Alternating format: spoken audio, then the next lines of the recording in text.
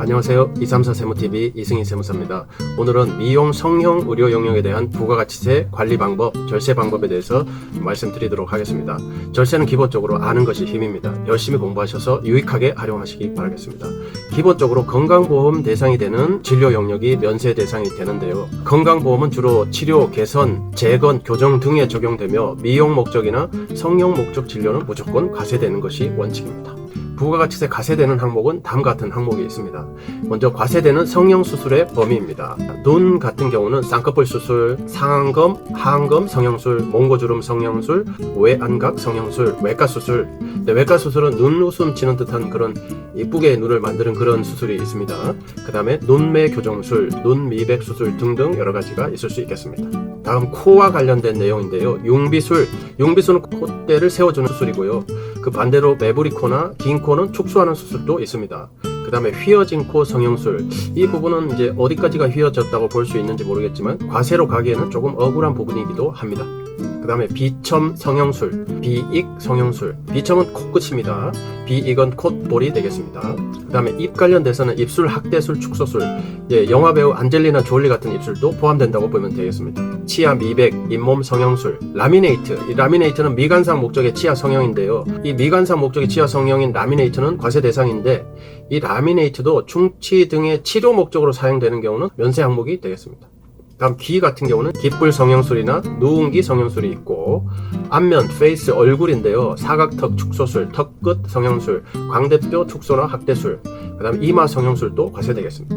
다음 체형 등과 관련된 과세 항목인데요. 주름살 제거술, 지방 이식술이나 흡입술, 팔다리 근육 학대 축소술, 복부 성형술, 배꼽 성형술, 엉덩이 성형술, 종아리 성형술, 유방 확대 축소 교정술, 그 다음에 사지 팔다리 연장술, 신장을 키우는 경우에 한정합니다. 사지 연장술은 기타 남녀 땡땡 확대나 성형술 등등이 있겠습니다. 다만 이제 비뇨생식기 질환 치료나 복용수술, 외상 후 재건술 또는 기능 개성을 위한 시술은 과세 제외, 즉 면세가 가능하겠습니다. 그렇기 때문에 수술할 때 내용을 잘 구별하셔서 차트를 쓰셔야 되겠습니다. 그 다음에 두 번째, 과세되는 악안면 교정술의 범위입니다.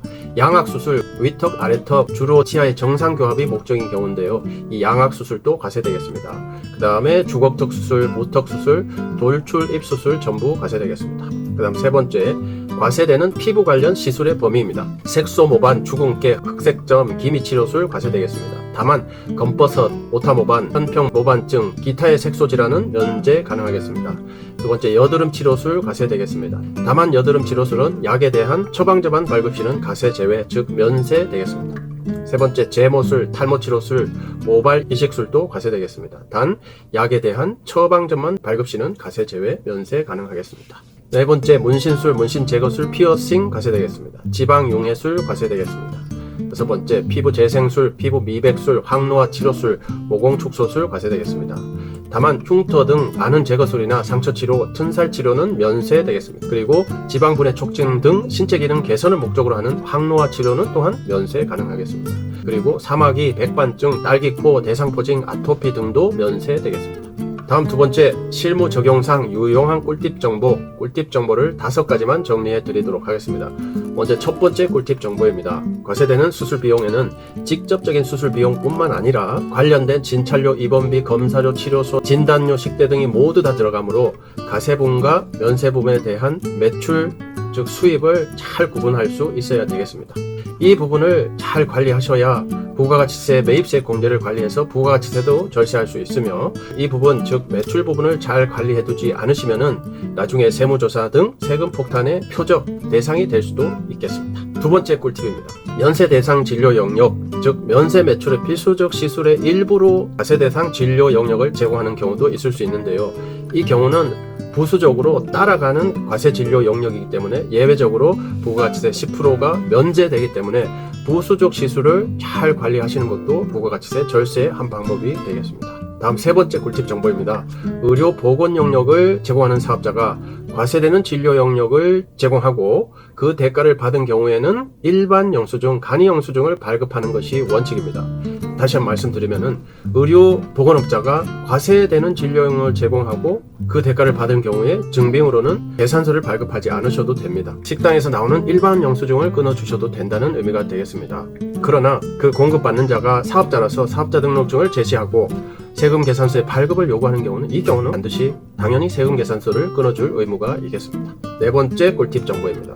과세되는 미용 목적의 성형수술이나 과세되는 애완동물 진료 영역의 의료보건업은 원칙적으로는 영수증을 발행해야 되는 사업자에 해당되지만 과세분 매출에 대해서 신용카드 매출 전표 또는 현금 영수증을 발행한 경우에는 부가가치세 신고 시 발행세액의 1.3% 신용카드 발행세액 공제를 받을 수 있겠습니다. 1년에 1,000만원까지 가능하겠습니다. 예외적으로 직전 과세 연도의 과세 매출이 10억을 초과하는 개인 신용카드 발행세액 공제는 받을 수 없다. 이런 의미로 해석하시면 되겠는데요. 참고로 면세 매출은 10억, 100억이 있어도 상관이 없다. 이런 의미가 되겠습니다. 저희 거래처 같은 경우는 전체 매출이 100억이 넘어가는데 과세되는 매출은 10억이 안 되기 때문에 신용카드 발행세액 공제를 받고 있습니다. 자, 마지막으로 꿀팁 정보 5번째. 아무리 철저히 의사분들의 지휘 감독이 이루어졌더라도 의료법상의 의료인이 아닌 피부관리사 이런 분들이 제공하는 용역은 부가가치세 과세 항목이 되겠습니다.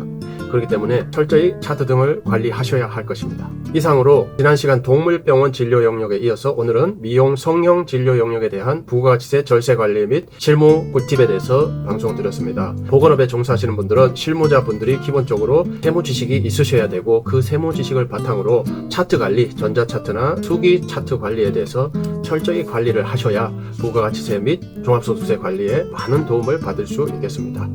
오늘 영상에 대해서 더 궁금한 내용은 아래 나가는 1644-9538 저희 대표 전화로 전화 주시면 성심성의껏 상담해 드리도록 하겠습니다. 오늘 영상은 여기까지 하겠습니다. 감사합니다.